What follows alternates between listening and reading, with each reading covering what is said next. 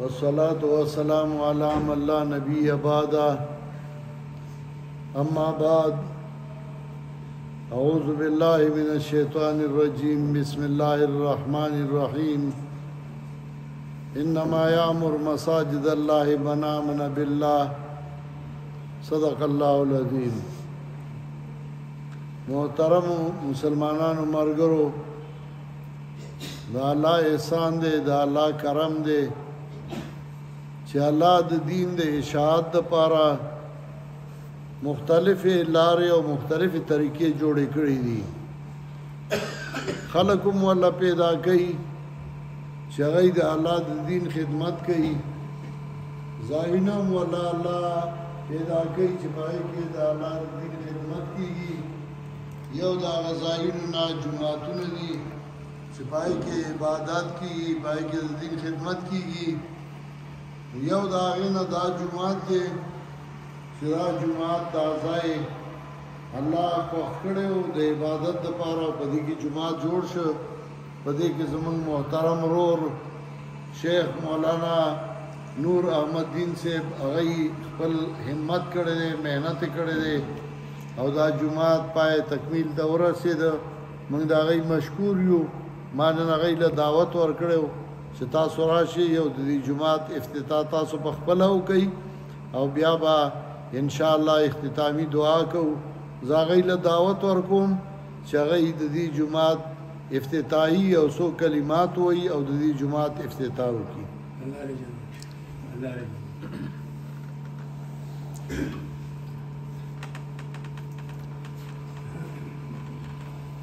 السلام عليكم ورحمة الله وبركاته. الحمد لله رب العالمين والصلاة والسلام على نبينا محمد وعلى آله وأصحابه أجمعين. أعوذ بالله من الشيطان الرجيم.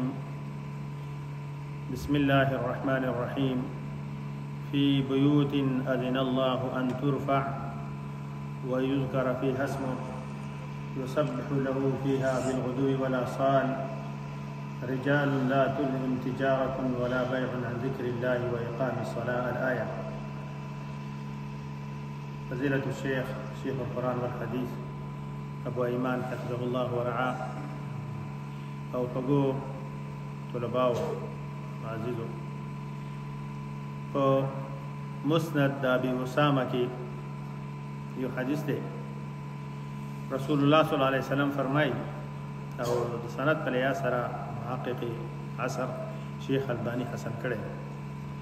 په ورځ قیامت کې به الله تعالی اعلان وکړي چې اين جیرانی اين جیرانی، زما ګاونډیان چېرته دي؟ نو ملائک به په دې خبر حیران شي او سوچ به شروع کړي. هغې خو داسې تابعدار دي چې لا یعصون الله ما امرهم. نو دا ملایکې به بیا د الله تعالی نه تپوس وکړي چې ومن ینبغي له ان یجاورک فی الدنیا، الله دنیا کې دا د چا طاقت و چې ستا ګاونډیتوب اختیار کړی دی؟ ستا نه خو موسی علیه السلام مطالبه کړې وه چې رب اریني انظر الیک، او هغه الله ورته وویل لن تراني ولكن انظر الى الجبل فان استقر مكانه فسوف تراني فلما تجلى ربه للجبل جعله دكا وخر موسى. په هر حال الله تعالی به وفرمایي چې اين عمار المساجد اين عمار المساجد، د جوماتونو جوړونکي چېرته دي؟ هغه زما ګاونډیان دي او هغه دې راشي. دنیا کې د یو وزیر اعظم او یا د صدر او یا د ډي سي او یا د بل یو اعلی افسر په خوا کې څوک اوسېږي، نو د هغې مزید یا ټول خلکو له هغه سفارشونه کوي. زمونږ یو مسله وه سعودي کې، نو یو کس و، هغه یو افسر و، ما ته یو کس ویلی چې یو کس دی او هغه په هفته کې صرف هغې سره یو ځل هلته ورته استراحه وي، دا ریسټ هاوس، نو هغه ورسره ریسټ هاوس ته ملاقات له ځي او د هغې د وجې نه هغې باندې دنیا کارونه کوي،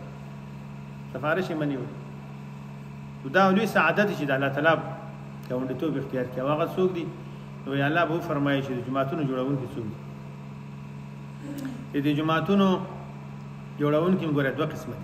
ظاهر کې خدای دې چې دا آبادی الله زموږ ټول اخلاص نصیب، وګوره حقیقت کې ګوره یو بل تعمیر دی د جماعت چې هغه تعمیر معنوي دی هغه تعمیر عملی دی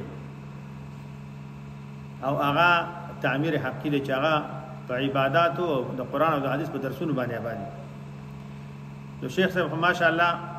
په دوه تعمیرانو کې شامل دي الله یې زموږ دې ټول نه قبول کړي رسول الله صلی الله علیه وسلم ابراهیم علیه السلام کعبه جوړول او زی هو عظیم ذبیح الله الله دې پیش کړو او الله قبول کړو او چې ربنا تقبل منا انك انت السميع العليم نو دوی خو ماشاء الله یو عالم علم په خپل ځای دی او دا خرچه هرچا خوان کوي خو د عالم سړي سره دا خرچه دا ډېره مزه کوي د انفاق کوي ځمکه ورکړي جومات لا نور خرچه کوي او هغه وجه دا چې اکثر موږ دا وایو چې رب دا سبقونه دا پوره دي چې ټول یو ځل سړی اثر کړي دا غټ کمال یو خدا تعمیر دی وګوره حقیقي تعمیر دام دی دا کوم چې درسونه شروع دي اکثر جوماتونه جوړیږي او الله تعالی دې قبول کړي ډېر ځای په ځای باندې او هغه جومات کې ډېر زیات خوشاله یم واقعي خبره ده چې کوم کې د قرآن درس کېږي د قرآن ترجمه کېږي او موږ بعضې ملګرو جوماتونه جوړ کړي دي هغې اوس بعضې داسې حالات دي چې مکمل شوي هم نه دي په هغې باوجود په هغې کې درسونه شروع دي د قرآن دورې او تفسیر ځکه دا حقیقي آبادي ده جومات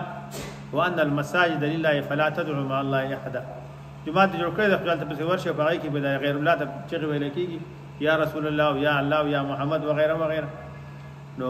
هغه د جماعت حق ادا نه کیږي جماعت حق باندې ادا کیږي چې هغه کې توحید کار کیږي بهر حال دا جماعت شیخ صاحب حقیقت کې دی جوړ کړی په دې چې بنیاد دی والدہ دا غي لپاره الله دې پاره باندې رحم وکړي او الله تعالی زموږ تاسو ټول او خپلوان رشتہ داران والدین چې په الله تعالی دې وبخي دې درخواست کړو او ما ویل چې دا من لپاره شرف دی نو الحمدلله جماعت جوړ شو او مکمل شو او د سلسله کې شیخ صاحب ما خبره کړې و نو راغله الحمدلله دې کې د مخکې مسکو الله تعالی دا په عبادت باندې آباد وساتي او ما تاسو ویل چې حقيقي عبادت دا دی چې دې کې 15 وخت موس کیږي دې کې د قران طالبان وسیږي هغه درس کوي شیخ صاحب پراخ ځول الله ورکړي دي موږ چې کوم جوړو نو موږ خدای صرف دنه دغه جوړ کړی و دا دنه حال دا ساله چې ورته راوي کوي او شیخ صاحب په کې دا کومه اضافه کړله لکه چې ول د پنځبیر جماعتونو کې ټول طالبان وسیږي دا برانډه په کې اضافه کړه او هغه کې خیر ورته خیر دا چې برانډم ډیره مفید دی باران شي بل شي پکېږي دا او کمرام د طالبان د لپاره جماعت محفوظ پاتې شي چې بار نه وسیږي نو دا د خپل دغه او الحمدلله سرته ورسېده الله تعالی دې قبول کړي او الله تعالی دې د والدې چې کوم بنیادی خو ده دا غینا زمونږ شیخ القرآن رحمه الله ټول نه دا داسې چې حدیث کې راغلي دي په یو غشي باندې الله تعالی 15 کسان جنت ته په یو غشي باندې چې الله کور جوړ شي نو الله تعالی دربار کې څه کم نه دي الله دې ټول نه قبول کړي وصلی الله علی نبینا محمد وعلى اله وصحبه اجمعین هغه ماته بورډ سره اوس موږ